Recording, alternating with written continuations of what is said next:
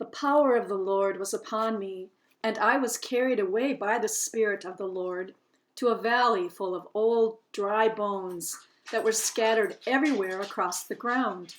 He led me around among them, and then he said to me, "Son of dust, can these bones become people again?" I replied, "Lord, you alone know the answer to that." Then he told me to speak to the bones and say, "O dry bones, listen to the words of God. For the Lord God says, See, I am going to make you live and breathe again. I will replace the flesh and muscles on you and cover you with skin. I will put breath into you, and you shall live and know I am the Lord."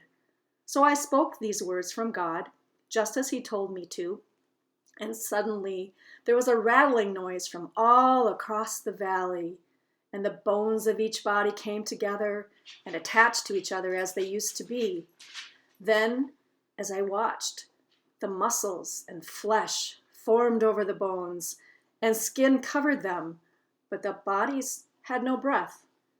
Then he told me to call to the wind and say, "The Lord God says, Come from the four winds, O Spirit, and breathe upon these slain bodies that they may live again."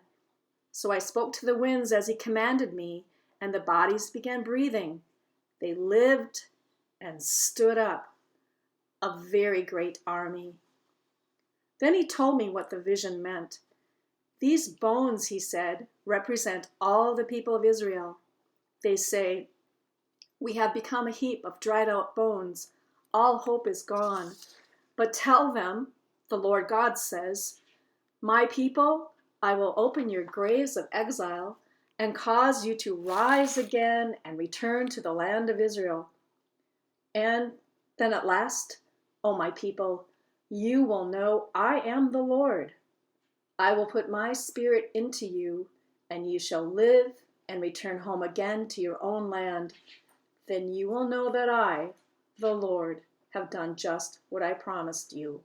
As we call